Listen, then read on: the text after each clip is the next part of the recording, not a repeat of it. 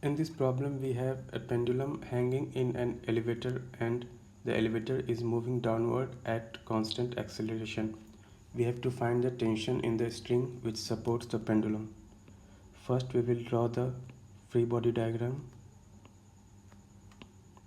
Tension T is upwards, weight is downwards. We write equation of motion T minus mg equal to, since the acceleration is downwards,